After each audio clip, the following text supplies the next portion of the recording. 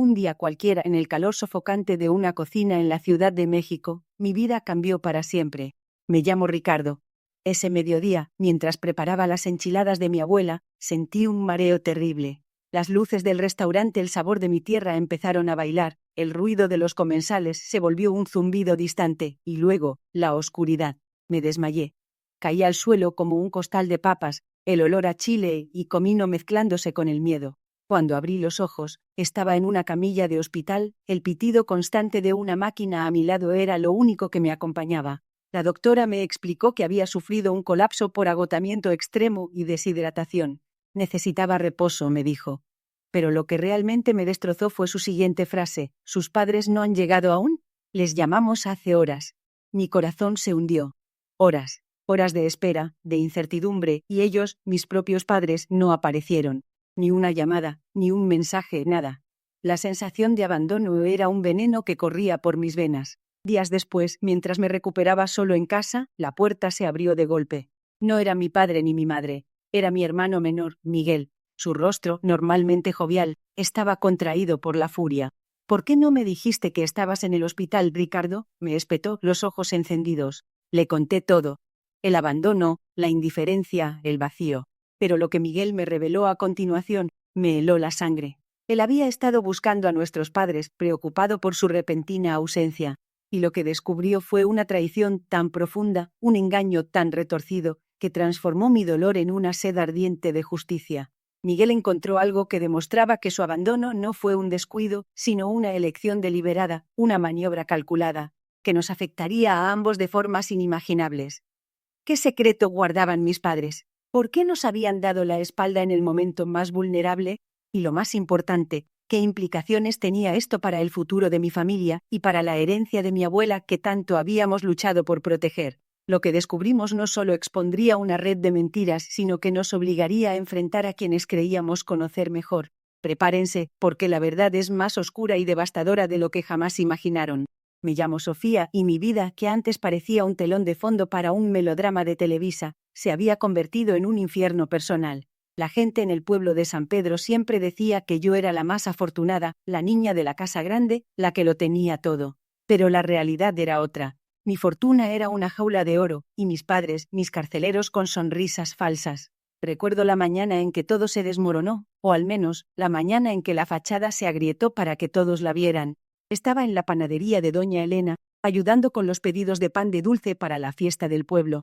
El calor del horno, el dulce aroma a canela y piloncillo, todo giraba a mi alrededor. De repente, un mareo me invadió, una oscuridad que lo engulló todo. Lo siguiente que supe fue que estaba en el suelo frío, con el murmullo preocupado de doña Elena sobre mí. El desmayo no fue algo aislado. Había estado sintiéndome débil, agotada, pero mis padres lo atribuían a mí, sensibilidad, y a mí, exageración. Siempre lo mismo. Cuando doña Elena llamó a casa a mi madre Patricia, respondió con su habitual tono distante. Le explicó la situación, la urgencia. Yo, desde el suelo, pude escuchar cómo su voz se volvía más fría aún. «¿Oh, Sofía se desmayó otra vez? Dile que se levante y venga a casa. Tenemos invitados importantes esta noche». Mi padre Ricardo ni siquiera tomó el teléfono. Su silencio fue más ensordecedor que cualquier grito. Esa tarde, mientras doña Elena me ayudaba a llegar a casa, el camino me pareció más largo que nunca. Las calles empedradas de San Pedro, que antes me parecían encantadoras, ahora solo me recordaban la distancia entre lo que yo necesitaba y lo que mis padres estaban dispuestos a dar. Al llegar, la casa estaba llena de risas y música. Mis padres, impecables, brindaban con el alcalde y su esposa. Pasé desapercibida, un fantasma en mi propio hogar. Nadie notó mi palidez, mis ojos cansados. Nadie preguntó por mi bienestar. La indiferencia de Patricia y Ricardo no era nueva, pero esa noche, después de la humillación pública del desmayo y su fría respuesta, algo dentro de mí se rompió. No era solo tristeza. Era una rabia fría y constante que empezaba a crecer. Me sentía como un objeto, una pieza decorativa en su perfecta vida social. La idea de que ellos, mis propios padres, pudieran ignorarme de esa manera, me quemaba. Esa noche, Sofía, la niña buena y obediente, empezó a morir, y en su lugar, nació una Sofía con un fuego vengativo en el corazón. El resentimiento se instaló profundamente, como una raíz amarga que se aferraba a cada fibra de mi ser. Sabía que no podía seguir así. La pregunta no era si haría algo al respecto, sino cuándo y cómo. La amargura que sentía se transformó en una llama fría, una determinación inquebrantable. Ya no era la misma Elena de antes, la que aceptaba con resignación las migajas de afecto y atención. Había despertado una parte de mí que exigía justicia, una sed de que mis padres sintieran, aunque fuera un ápice, la indiferencia y el dolor que me habían infligido. Comencé a observar, analizar cada movimiento, cada palabra, cada hipocresía de Ricardo y Patricia. Mi primer paso fue sutil, casi imperceptible. Decidí cortar el flujo de información que yo ingenuamente les había proporcionado siempre. Antes les contaba todo sobre mi día, mis amistades, mis pequeños triunfos en la panadería de doña Elena. Ahora respondía con monosílabos, con evasivas. ¿Cómo te fue, Elena?, preguntaba mi madre, apenas mirándome por encima de su revista de sociales. Bien, respondía yo, y me retiraba a mi habitación, dejando un vacío incómodo en el aire. Al principio no lo notaron, demasiado ocupados en su burbuja de apariencias. Pero con el tiempo, la ausencia de mi voz, de mis historias, empezó a calar. Ricardo, mi padre, era un hombre de negocios, obsesionado con su imagen pública. Siempre alardeaba de su hija ejemplar, de cómo yo ayudaba en la comunidad. Su ego era su punto más vulnerable. Empecé a rechazar discretamente las invitaciones a eventos sociales donde mi presencia era solo un adorno para su reputación. No me siento bien, papá, decía con una voz lo suficientemente débil como para ser creíble, pero con una mirada de hielo que él, por supuesto, no captaba. Las excusas eran variadas. Un dolor de cabeza, el cansancio del trabajo, un supuesto resfriado. Las primeras veces hubo un gruñido de desaprobación. Luego, una creciente frustración. Su hija perfecta estaba fallando en su papel, y eso lo irritaba profundamente. La tensión en la casa se volvió palpable, aunque nadie la mencionara. Patricia intentó una vez acercarse a mí, no por genuina preocupación, sino porque Ricardo se había quejado de mi actitud. «Elena, ¿qué te pasa? Tu padre está molesto».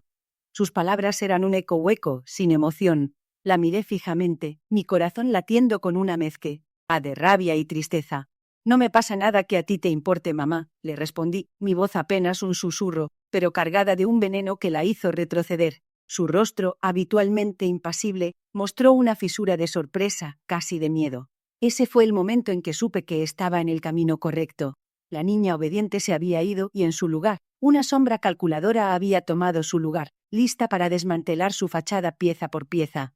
La fisura en el rostro de Patricia, ese breve instante de asombro, me dio la validación que necesitaba. No era la niña asustada que se desmayaba en la panadería, ahora era la estratega. Mi mente, que antes solo pensaba en complacer, ahora tejía planes complejos, cada hilo diseñado para desenmascarar la farsa que mis padres habían construido. El resentimiento que había burbujeado por años finalmente encontró su cauce, transformándose en una corriente fría y calculada. El primer paso fue sutil, casi imperceptible. Comencé a escuchar, no a escuchar sus palabras vacías, sino a las grietas en ellas, a las pausas, a los silencios. Descubrí que la impecable imagen de mi padre, Ricardo, no era tan sólida como la mostraba.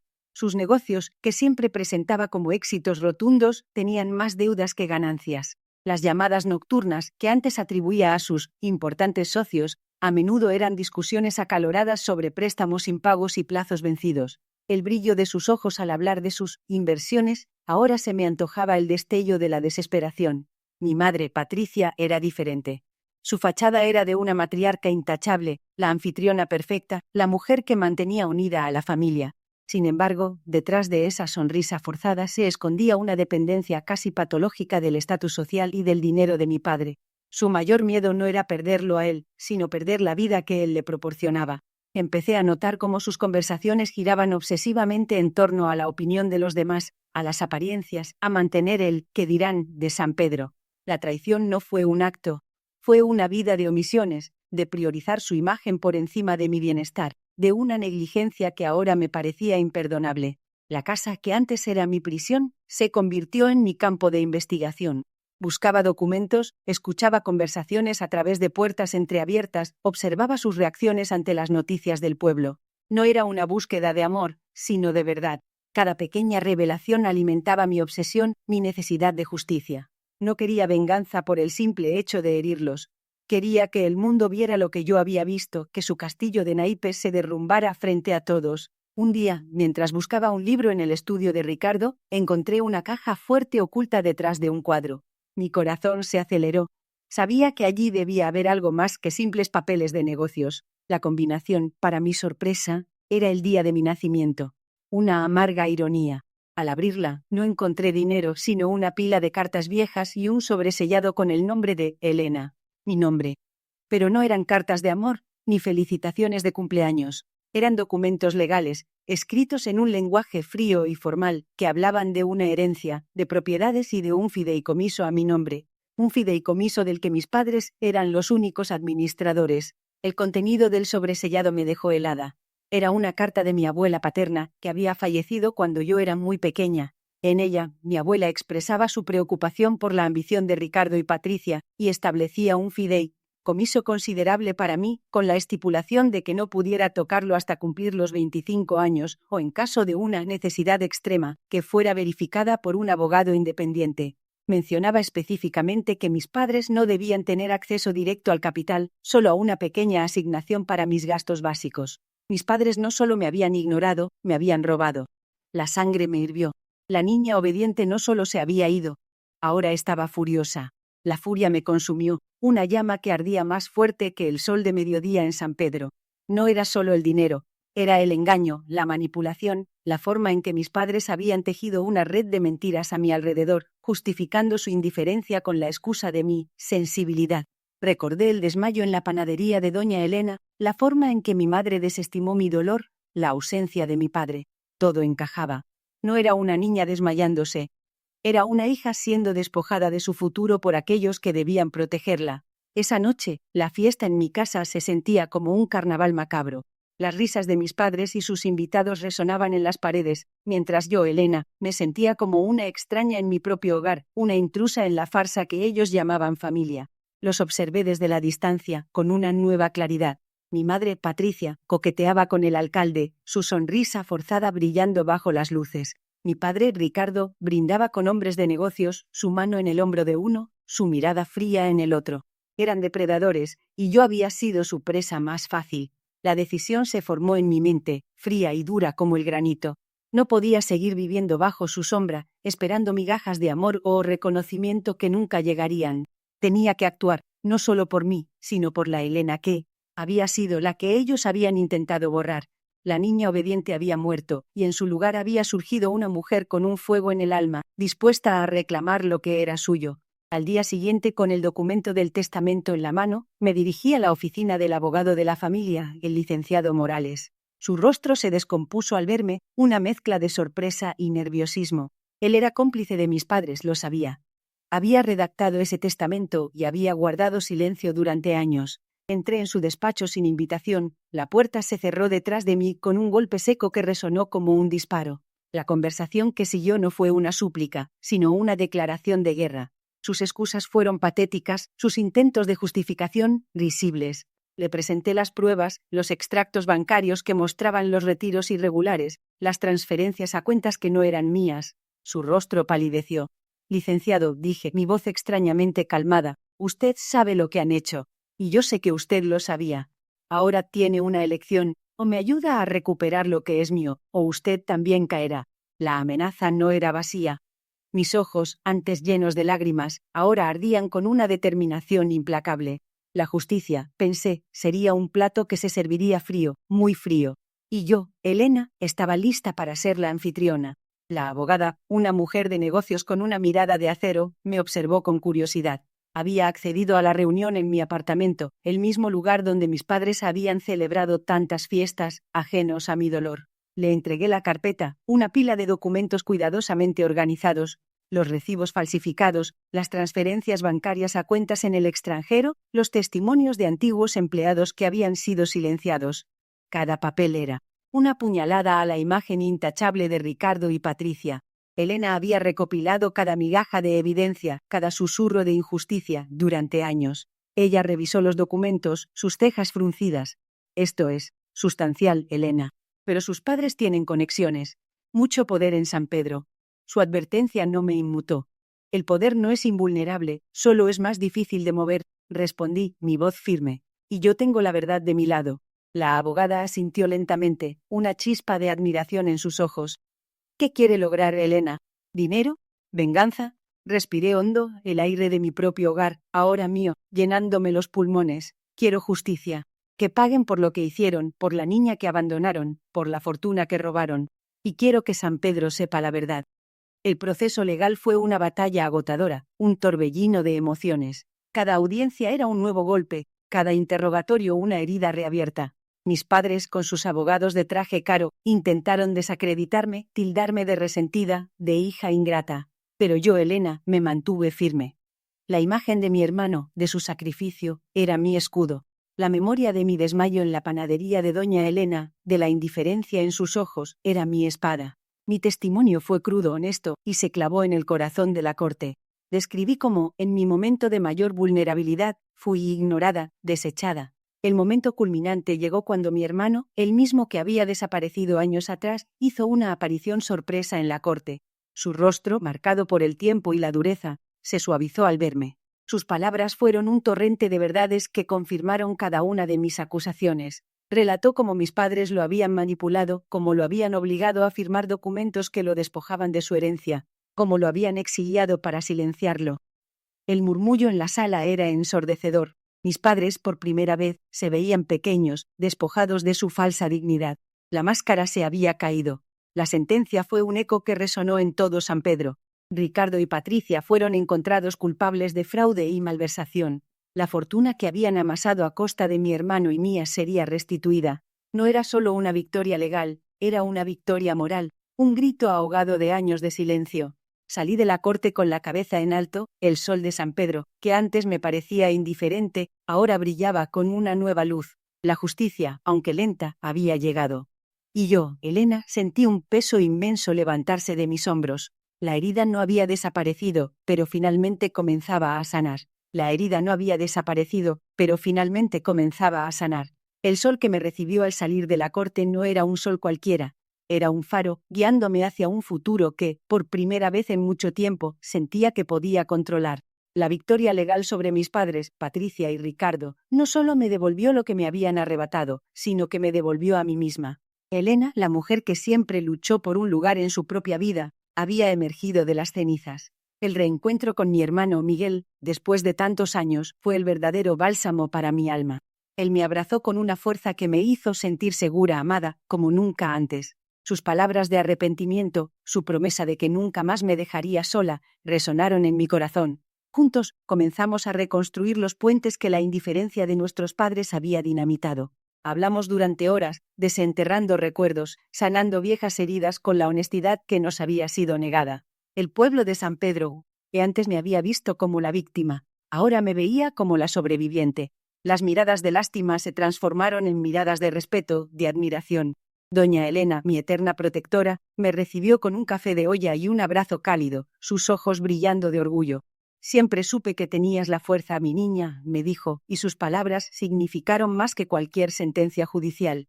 Mis padres, Patricia y Ricardo, quedaron con las manos vacías, no solo de bienes materiales, sino de la dignidad que una vez creyeron poseer.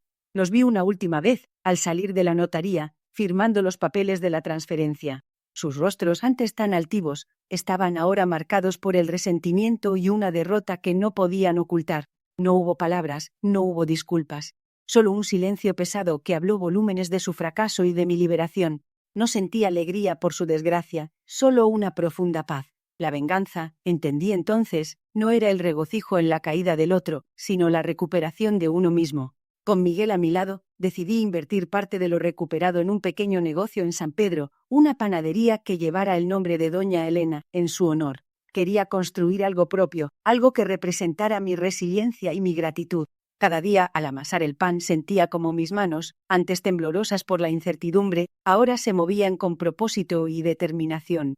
El aroma a canela y piloncillo, que una vez me había acompañado en un desmayo, ahora era el dulce perfume de mi nueva vida, una vida donde Elena era la dueña de su propio destino, finalmente libre. La verdad, no sé cuánto tiempo estuve en el suelo de la fábrica, con ese dolor agudo taladrándome la cabeza. Cuando abrí los ojos, el rostro preocupado de mi hermano Miguel fue lo primero que vi. No él, de mis padres no. Él estaba ahí, su mano fría en mi frente, mientras los paramédicos me subían a la camilla. Él, que siempre había sido mi sombra, mi cómplice en travesuras infantiles y mi confidente en la adolescencia, ahora era mi único salvador. En el hospital, mientras me recuperaba, Miguel me trajo la noticia. Mis padres, sí, habían sido notificados.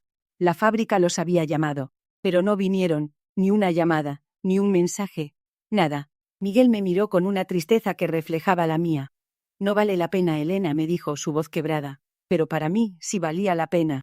Valía la pena cada lágrima, cada noche sin dormir, cada gramo de resentimiento que había acumulado. Cuando me dieron de alta, Miguel me llevó a su pequeño departamento en la Roma. Ahí, entre tazas de café y el ruido de la ciudad, planeamos. No una venganza explosiva, no. Algo más sutil, más doloroso para ellos. Sabíamos sus debilidades, sus orgullos. Miguel, con su astucia para los negocios, y yo, con mi conocimiento de sus secretos familiares, éramos un equipo formidable. Juntos desentrañamos una red de mentiras financieras que mis padres habían tejido por años, un imperio construido sobre el engaño y la explotación de sus empleados, incluida yo. La confrontación final no fue con gritos ni platos rotos. Fue en la oficina de un abogado, con documentos que no podían refutar. Sus rostros, antes llenos de altivez, se desmoronaron. No hubo lágrimas de mi parte, solo una fría satisfacción. Habían perdido todo, no solo su fortuna, sino también el respeto que alguna vez les tuve. La justicia, aunque amarga, había llegado. Miguel y yo, de la mano, salimos de esa oficina, dejando atrás un pasado que finalmente podíamos cerrar. El camino hacia la paz era largo, pero al menos ya no estaba sola.